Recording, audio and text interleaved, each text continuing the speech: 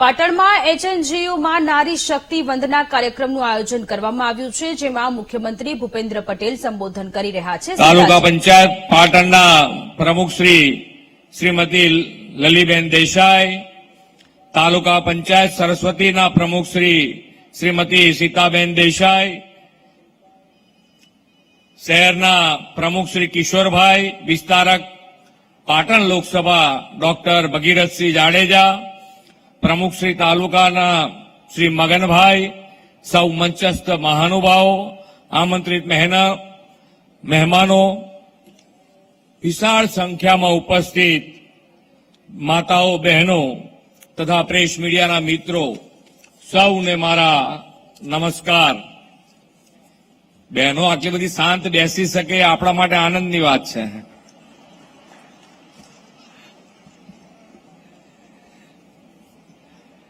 વિશ્વના સૌથી લોકપ્રિય નેતા અને ભારતના યશસ્વી વડાપ્રધાન શ્રી નરેન્દ્રભાઈ મોદી દેવી શક્તિના ઉપાસક છે.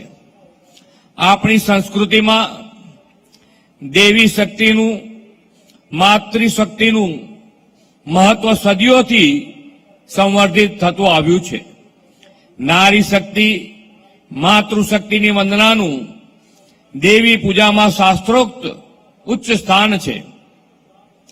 એ જ સનાતન પરંપરાને આજના યુગમાં આગળ વધારતા આદરણીય વડાપ્રધાનશ્રીએ નારી શક્તિની વંદનાથી વિકસિત ભારતના નિર્માણની નેમ રાખી છે.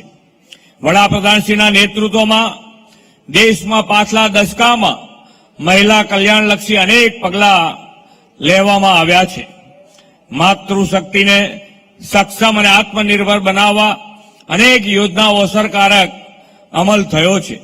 મોદી સરકારના 10 વર્ષમાં મહિલાઓ વધારે સફળ બની છે અને પ્રગતિશીલ બની છે. સરકારે મહિલાઓને કલ્યાણના લક્ષ્યોમાંથી સશક્તિકરણના પ્રહરીમાં પરિવર્તિત કરી છે. આજે હવે મહિલા વિકાસ નહીં, પરંતુ મહિલા સંચાલિત વિકાસની ગેરંટી છે. દેશમાં આજે 30 કરોડ બહેનો માતાઓ મુદ્રા લોનથી લાભાર્થી છે. 3.18 કરોડ દીકરીઓના સુકન્યા સમૃદ્ધિ ખાતા ખુલ્યા છે.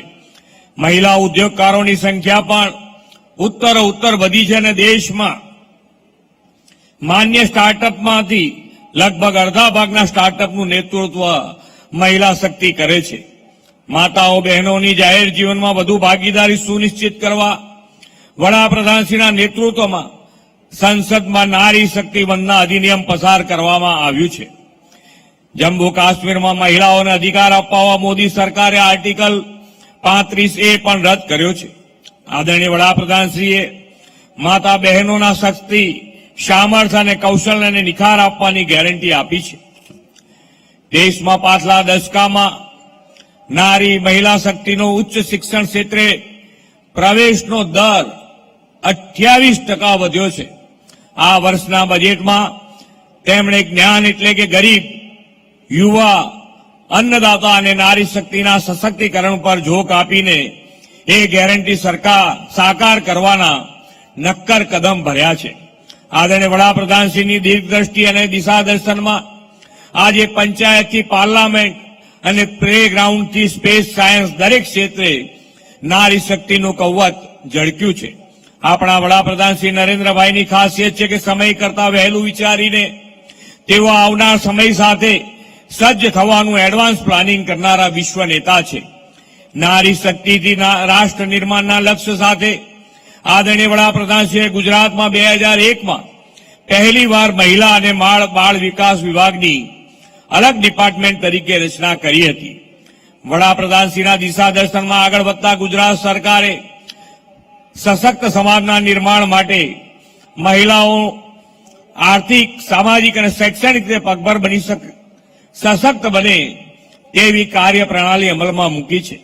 રાજ્ય સરકારે સશક્ત સમાજના નિર્માણ માટે સશક્ત મહિલાનો કાર્ય મંત્ર અપનાવ્યો છે. સમાજમાં મહિલાઓની સ્થિતિ સુધરે અને તેમને ગૌરવમય જીવન પ્રાપ્ત થાય તે માટે રાજ્ય સરકારે મહિલાઓના સશક્તિકરણ, શિક્ષણ, સ્વાસ્થ્ય અને મહિલાઓની સુરક્ષા પર વિશેષ ફોકસ કર્યું છે. આદરણીય વડાપ્રધાનશ્રીના માર્ગદર્શનમાં ડબલ એન્જિન સરકાર રાજ્યની જનતા જનાર્દન અને માતા બહેનોના એડવાન્સમેન્ટ, એમ્પાવરમેન્ટ અને ડેવલપમેન્ટ એમ ત્રિપાખ્ય વ્યૂહ સાથે સેવારત છે. આજનો આ નારી શક્તિ વંદના કાર્યક્રમ તેની સાક્ષી પૂરે છે. આજનો આ કાર્યક્રમ રાજ્યમાં લાખોની સંખ્યામાં કાર્યરત સખી મંડળો થકી લાખો મહિલાને લખપતિ દીદી બનાવવાની વડાપ્રધાન મોદી સાહેબની ગેરંટીની પ્રતીતિ કરાવવાનો વિકાસ ઉત્સવ છે.